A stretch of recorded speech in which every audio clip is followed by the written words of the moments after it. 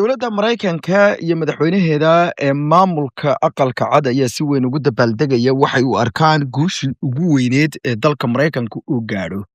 Tan iyo intii uu bilowday dagaalkan 28 bishii Febraayo kadib markii ay ku guuleysteen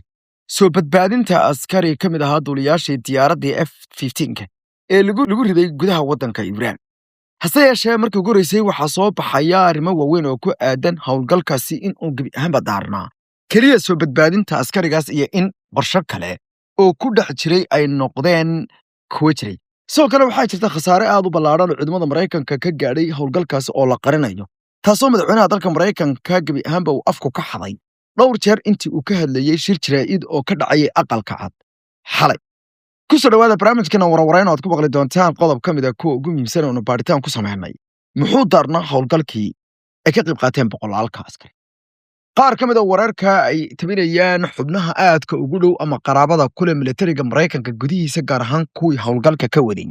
bartamaha iyo qaybo badan oo ka mid ah xuduudaha waddanka Iiraan ayaa xaqiijinaya in 76 diyaaradood oo kuwa dagaalka ay ka qayb qaateen howlgalka. madaxweynaha dalka Maraykanka Donald Trump ayaa markii ugu horeysay faahfaahin aad u badan ka bixiyay howlgalkii lagu badbaadinayay duuliyaha, wuxuuna sheegay duuliyaha xaaladda uu ku sugnaa markii koowaad, wuxuuna sidoo kale uu weerar afka ku qaaday warbaahintii ugu horeysay ee shaacisa in labadii duuliye ee diyaaradda F-15 mid ka mid ah la la'yahay. wuxuu ku eedeeyay warbaahintaas iyo wariyihii tabiyey arrintaasi inuu fakiyey sir aad u xooggan, halisna geli karayay duuliyaha maqan, isagoo sheegay in ay tahay in la soo qabto oo xabsiga la dhigo wariyahaasi. waa markii ugu horeysay taariikhda tan iyo intii dowladda Maraykanku xornimada qaadatay 250 sanadood ugu dambeeyay la arko ayaa la yidhi madaxweyne dalka Maraykanka oo si toos ah ugu hanjabaya wariye. wuxuu sheegay in warbaahintu ay ahayd mid qalad samaysay kadib markii uu yidhi waxay halis geliyeen duuliyaha laftiisa iyo sidoo kale dadkii badbaadi lahaa oo boqolaal ahaa. wuxuu sheegay inuu qaatay go'aan aad u qallafsan markii uu gadabcay inuu diro diyaaradihii ugu badnaa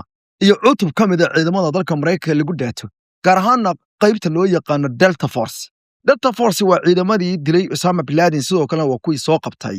hogaamiyaha dalka Venezuela Maduro. waa ciidan ka mid ah ciidamada dalka Maraykanka ay ku dhaataan, sidoo kalena waa cutubka ay hoos tagto qaybta loo yaqaano Navy SEAL oo macnaheedu ay tahay gabriyo ahaanba unugga ciidanka badda ee qarsoon.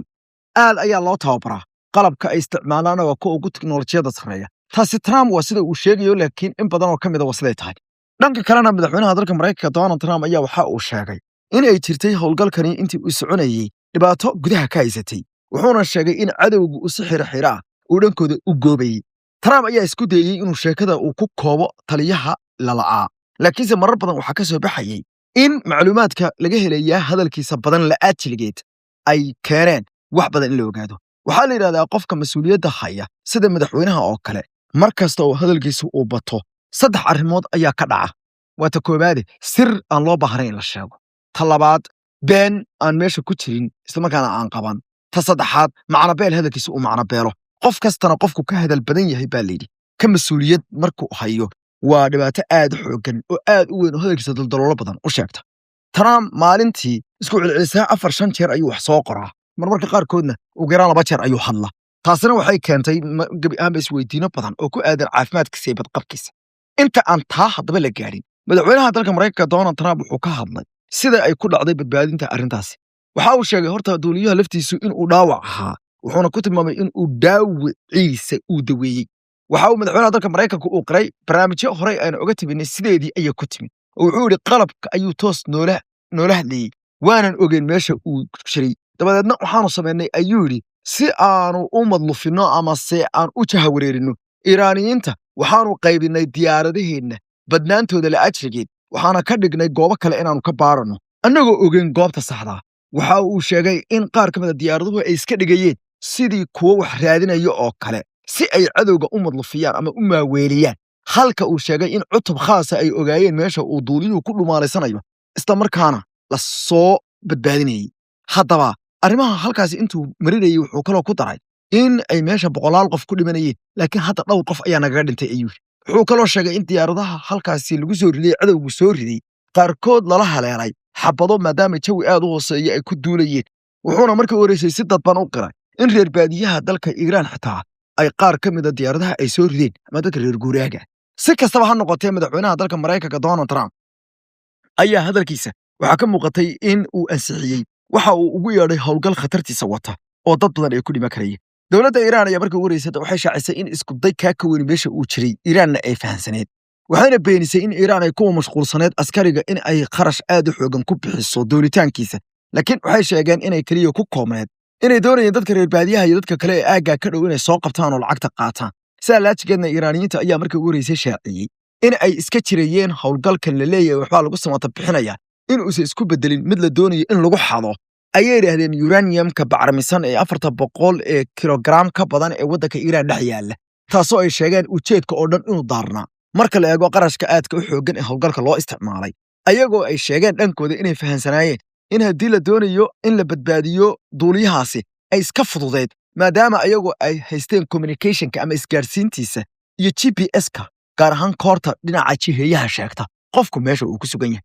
inkastoo ay arrimaha qaarkood ahaayeen kuwa sii ballaaranayay ama sii adkaanayay haddana dowladda Iiraan ayaa mar kale shaacisay in qorshayaasha noocan oo kale ay ahaayeen garaagudayn waxayna ku tilmaantay in dambabas aad u xoogan meesha uu ka jiray la iskuna dhex raacinayay iyagoo ku tilmaamay in ay qadiyaadka oo dhan ay daarnaayeen hal shay oo ah xatooyo xoolaha dadweynaha ee dalka Iiraan ee lagu bacriminayo barnaamijka nukleerka waddanka Iiraan ee la doonayo inuu taabagalka noqdo dowladda Iiraan ayaa diiday sheegashooyin dhowr ah oo ah in ay ujeedada ay u haysato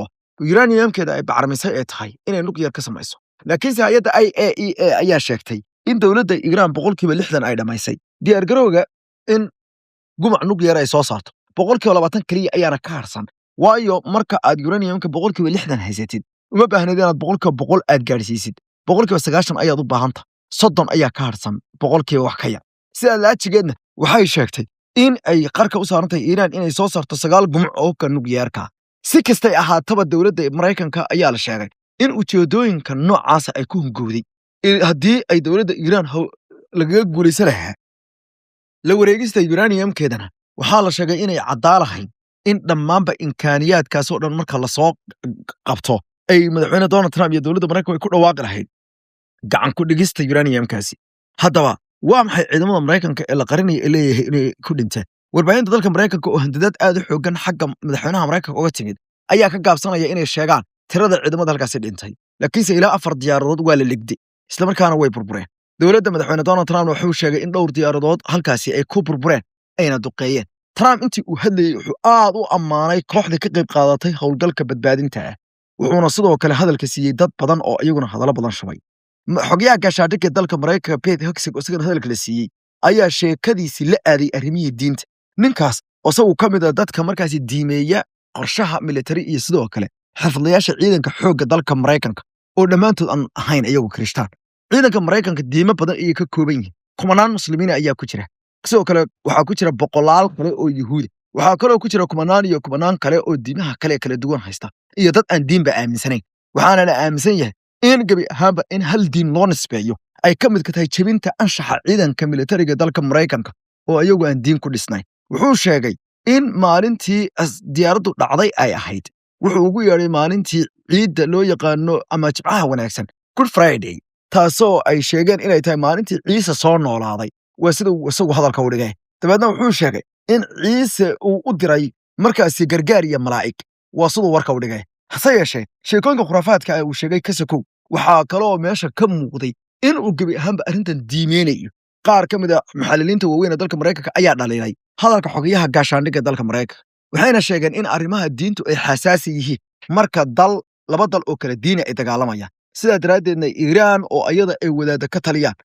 mar kaliya dagaalka ma aysan kuma dhawaaqin dagaal diimeed inkastoo Iiraan ay si joogto ah ay u akhrisato ayadaha Quraanka Kariimka iyo ku bilaabista bisinka magaca Eebe marka ay jeedinayaan khudbadaha iyo aaminsanaantooda iyo inay dadkooda oo dhan ay ugu yeedheen in yihiin shuhado haddana Iiraaniyiintu marnaba kuma soo laaraan markaasi oo ma yiraahdeen ciidamo gaala ayaa la dagaalamana hadalkana saas uma dhigaa waxayna kaliya ku tilmaamaan in waddan cadowga waddan sahanooniyada taageersan koo dulmi walayaala gardaroolayaal iyo erayo kale ay isticmaalaan sida laajigeedna qaar ka mid ah wariyaasha Mareykanka ayaa ku dhiiriday inay dhahaan xataa dhinacii warbaahinta iyo hadalkii caadiga ahaa murtidiisii waa looga adkaaday Mareykanka oo qaabkii dowladnimada iyo ilbaxnimada ee dagaalka loo wadi lahaa xitaa way ka saareen qaar ka mid ah wariyaasha ayaa sheegay in ay ilbaxnimadii Mareykanku inay baaba'day lagu garanayo in Pete Hegseth oo kale uu yahay xogayaha gaashaandhigga dalka Mareykanka oo aan aqoon sida loo ilaaliyo ayay yidhahdeen shuruucda dhinaca dagaalka iyo sidoo kale waxay ku sifeeyeen